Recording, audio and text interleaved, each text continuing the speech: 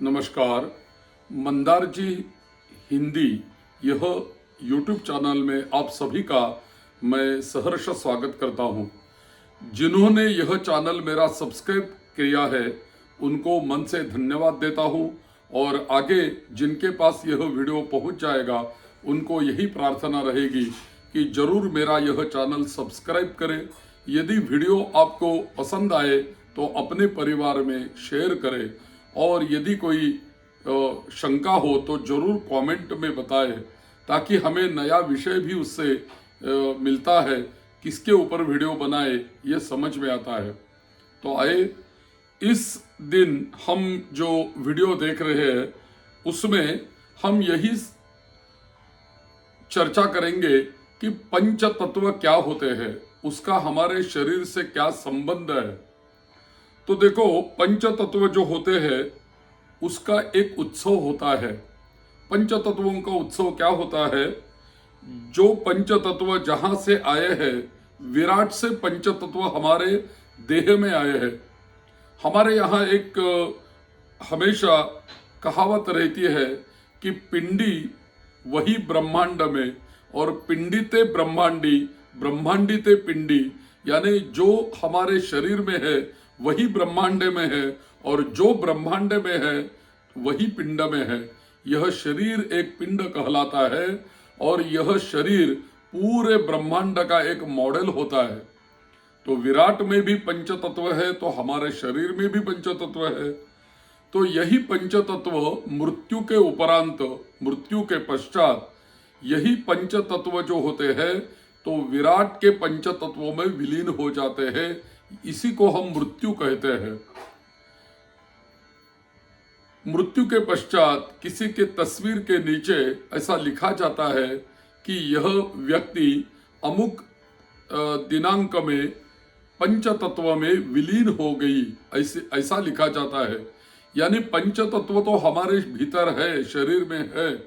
वही पंच तत्व विराट पंच तत्व में विलीन हो गई। कौन से दिन विलीन हो गई? जिस दिन मृत्यु हो गई उसी दिन वही पंच तत्व विराट में एकत्र हो गई। तो पंच तत्वों का उत्सव है विराट में विलय होना। उन पंच तत्वों का विराट में विलय हो जाना, यही तो मृत्यु है। तो यह शरीर जो होता है, यह शरीर वैसे देखे तो कुछ नहीं बल्कि पांच तत्वों का एक पावन उत्सव है।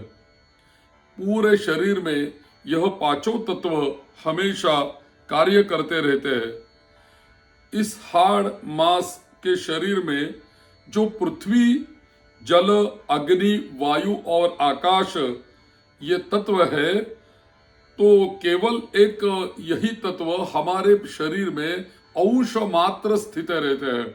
विराट में वो तत्व विस्तृत और उनकी जो परिसीमन है वो बहुत विराट है, लेकिन वही तत्व अंश रूप से हमारे शरीर में विराजते हैं। तो यही पांच तत्व पूरे ब्रह्मांड में, यदि हम आंख उठाकर देखेंगे, इस सृष्टि को देखेंगे तो हमें ऐसा समझ में आएगा कि जो मेरे शरीर में पांच तत्व है वही पांच तत्व बाहर पूरे जगत में अपने अनंत, असीम और विराट रूप में जगमगा रहे हैं। जब तक ये पांचों तत्व उस निराकार साक्षी चेतना की शरण में है तब तक यह शरीर जो मंदिर है वो मंदिर में इनकी क्रियाएं, अद्भुत क्रियाएं घटित हो रही है। जैसे कि यही तत्व हमारे शरीर में क्या क्या कार्य कर रहे हैं। यही शरीर में हमारे पंच तत्व है तो क्या क्या कार्य करते रहते हैं।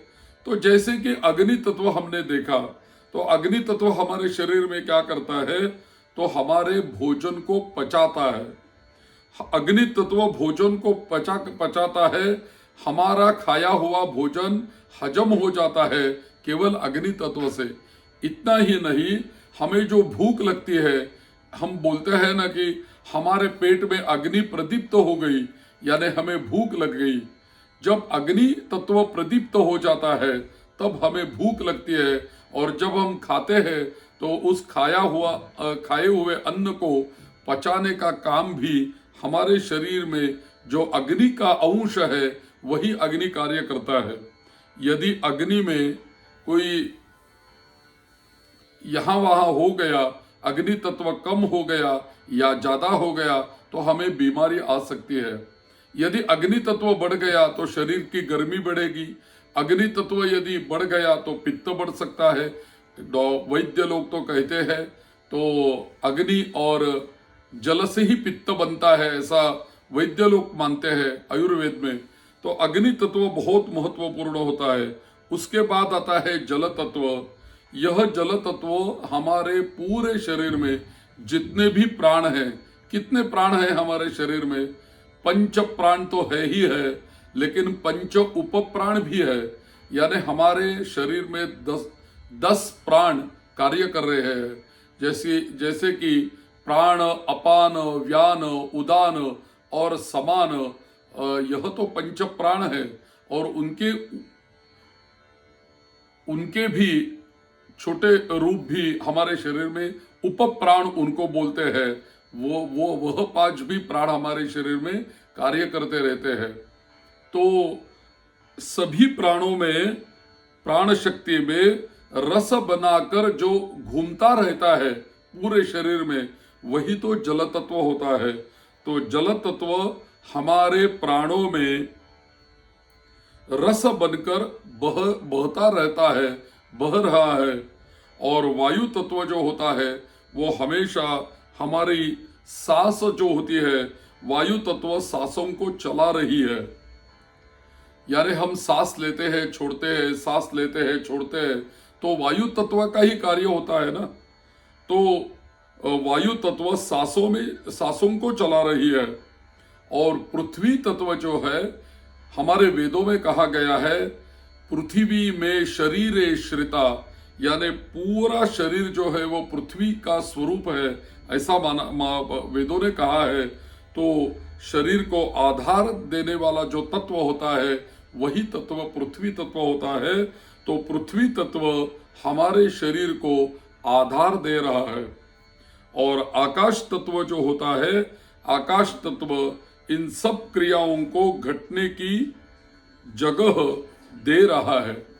देखो, बाकी जो तत्व होते हैं, अग्नि तत्व है, पृथ्वी तत्व है, जल तत्व है, वायु तत्व है, यह 4 तत्व जो होते हैं उनको यहाँ वहाँ कार्य करने के लिए जो जगह चाहिए, जो स्पेस चाहिए, वह स्पेस कौन देता है, जगह कौन देता है?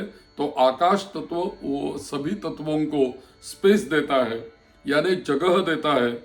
यानी भोजन करना, भोजन तो अंदर डाला हमने, लेकिन भोजन रखने के लिए जगह तो कुछ चाहिए। हमने सांस ले ली, लेकिन सांस अंदर गई तो अंदर जाके उनको रखने के लिए कोई जगह तो चाहिए। तो जैसे कि भोजन करना, सांस लेना, चलना फिरना, देखना और हर सांसारिक कार्य जो होते हैं, यह सब कुछ इन पंच तत्वों के द्वारा ही हमारे शरीर के भीतर हो रही है, होता रहता है। पर यह तत्व जो है वो स्वयं कार्य करने में समर्थ नहीं है, स्वयं वो कार्य करने में असमर्थ है। ये तभी तक क्रियाशील होते हैं जब तक कि चैतन्य प्राण शक्ति का सेतु इन्हें थामे हुए होता है। और यह जो पंच तत्व होते हैं वो स्वयं कोई कार्य करने में समर्थ नहीं होते, बल्कि वो असमर्थ होते हैं। कब तक असमर्थ होते हैं और कब समर्थ होते हैं? तो यह सभी तत्व तब तक क्रियाशील होते हैं जब तक कि चैतन्य प्राण शक्ति का सेतु इन्हें थामे हुए है और ये निरंकार की शरण में है। जब तक यह पंच तत्व प्राणों का आश्रय लिए रहते हैं, जब तक प्राणों के आश्रय में रहते हैं और जैसे कि प्राण शक्ति इनमें रहती है, तभी ये क्रियाशील रहते हैं, क्योंकि प्राण शक्ति उनको पकड़ के रखती है हमारे शरीर में। और जब तक यह सभी तत्व निरंकार की शरण में होते हैं तब ये कार्य करने में समर्थ होते हैं।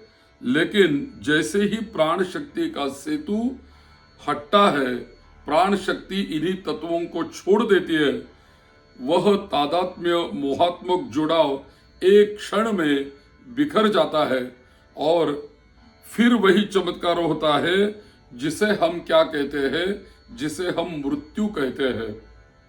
और मृत्यु समझकर हम रोते हैं, वास्तव में वह मृत्यु है ही नहीं, वह तो इस छोटे से अंश का अपने विराट स्वरूप में वापस लौट जाना है। देह का अंश जल बाहर के विराट जल में समा जाता है, देह की अंश अग्नि विराट अग्नि में लीन हो जाती है, देह की अंश वायु असीम वायु में बह जाती है, देह की अंश मिट्टी अनंत पृथ्वी में मिल जाती है। इसलिए इस जगत में मृत्यु जैसी कोई घटना घटित होती ही नहीं, केवल रूप और आकार का बंधन छूटता है और पांचों तत्व अपने ही विराट रूप में वापस चले जाते हैं। इसी को हम मृत्यु बोलते हैं।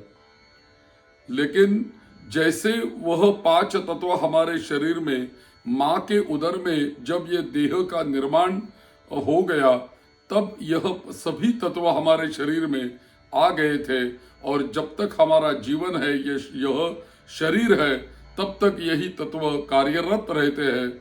और जब इन सभी तत्वों में जो प्राण शक्ति होती है, वो प्राण शक्ति उनको छोड़ देती है, तब क्या होता है, वही सब तत्व पंच तत्व विराट पंच तत्वों में विलीन हो जाती है, समा जाती है। इसी को हम मृत्यु बोलते हैं। तो यह सब तत्व होते हैं। इसी तत्वों के लिए तो हमें 5 उंगलियां दी है, हमारे हाथों को 5 उंगलियां है, हमारे पाँव को भी 5 उंगलियां है। और जैसे कि हम पंच तत्वों का यह शरीर है, तो इसीलिए हमारे मृत्यु के पश्चात हमारे तस्वीर के नीचे लिखा जाता है, एक व्यक्ति अमुक तारीख को पंच तत्व में विलीन हो गई। तो हमारा यह जो शरीर है पूरा, यह शरीर कमर से नीचे तक का जो पाव पर्यंत जो भाग होता है, वह सब पृथ्वी तत्व का भाग होता है। हमारे नाभि के पास वाला जो भाग होता है, वह जल तत्व का भाग होता है। थोड़ा ऊपर हृदय से नीचे और नाभि से ऊपर यह जो भाग होता है, वह अग्नि तत्व का भाग होता है। हृदय में वायु तत्व विराजमान रहता है और कंधे से ऊपर वाला जो हिस्सा होता है, उसी में आकाश तत्व विराजमान होता है। तो पृथ्वी, आप, तेज, वायु और आकाश, यही तो पंच तत्व है। और ऐसे हमारे यहाँ शरीर में पूरे विराजमान यह तत्व रहती है। और पिंड और ब्रह्मांड एक ही है। जो पिंड में है वही ब्रह्मांड में है, और ब्रह्मांड में जो है वही पिंड में है। जैसे कि यह जो पिंड यानी हमारा शरीर है, वह पूरा इस ब्रह्मांड का एक छोटा मॉडल होता है। जो तो ब्रह्मांड में है, वही सभी तत्व अंश रूप में यह पिंड में विराजित होती है। तो इसीलिए पंच तत्व बोलते हैं। इन पांचों तत्वों के देवता भी होते हैं, जैसे कि पृथ्वी तत्व यानी भगवान गणेश जी, जैसे कि आप तत्व यानी नारायण विष्णु, अग्नि तत्व यानी सूर्य नारायण, वायु तत्व यानी भगवती आदि शक्ति, और आकाश तत्व माने शिव होते हैं, यानी गणपति और विष्णु और सूर्य और देवी और महादेव, यह पंच देवता होती है। इसको पंचायतन बोलते हैं। तो इन देवताओं की पूजा करने से क्या लाभ होता है, यानी गणेश जी की पूजा जब हम करते हैं तब पृथ्वी तत्व की पूजा होती है, विष्णु जी की पूजा करते हैं तो जल तत्व की पूजा होती है, और अग्नि तत्व की पूजा करते हैं तो सूर्य नारायण की पूजा होती है। क्यों सूर्य नारायण की पूजा करते हैं तो अग्नि तत्व की पूजा होती है। यदि भगवती आदिशक्ति की पूजा करते हैं तो वायु तत्व की पूजा होती है, और महादेव जी की पूजा हम करते हैं, शिव जी की पूजा करते हैं, तो आकाश तत्व की पूजा होती है। तो इन्हीं पंच तत्वों को पूजा करने के लिए पंच देवताओं में भी यह तत्व स्थित होते हैं। इसीलिए पृथ्वी, आप, तेज, वायु और आकाश, इन्हीं का होता है पंचायतन, यानी पंच देवताओं का एक घर होता है। हमेशा गृहस्थी जो लोग होते हैं उन्हें पंचायतन की पूजा करने का विशेष महत्व होता है, तो इसी को पंचायतन बोलते हैं। इन सभी देवताओं को इकट्ठा रख के उनको पूजा करते हैं या उनकी पूजा की जाती है, उसी को पंचायतन पूजा हम बोलते हैं। तो यह जो तत्व होते हैं वो पूरे शरीर में भी है, ब्रह्मांड में भी है, यानी पूरा जो विश्व है और हमारा शरीर है वो पंच तत्वों से ही बना है। तो मृत्यु यानी क्या, वही पंच तत्व अंश रूप में जो हमारे भीतर शरीर में होते हैं, वही पंच तत्व मृत्यु के पश्चात विराट में समा जाते हैं। और अंश रूप में होते हुए तत्व विराट में समा जाना, इसी को हम मृत्यु बोलते हैं। तो यही चर्चा इस वीडियो में हमने की है। आपको ये छोटा सा वीडियो कैसा लगा? यदि आपको यह वीडियो अच्छा लगा तो जरूर अपने परिवारजनों में यह वीडियो शेयर करते रहना, और यदि आपको पसंद आया तो लाइक करना, और दूसरा एक है कि कमेंट जरूर करना। और मेरे चैनल को यदि आपने सब्सक्राइब नहीं किया तो जरूर एक प्रार्थना है कि जरूर सब्सक्राइब करें और अपने परिवारजनों में वीडियो शेयर करते रहे, ताकि इस चैनल को थोड़ी पुष्टि मिल जाती है और हमें भी आपको आप तक यह वीडियो पहुंचाने का एक आनंद मिलता है। जय श्री राम।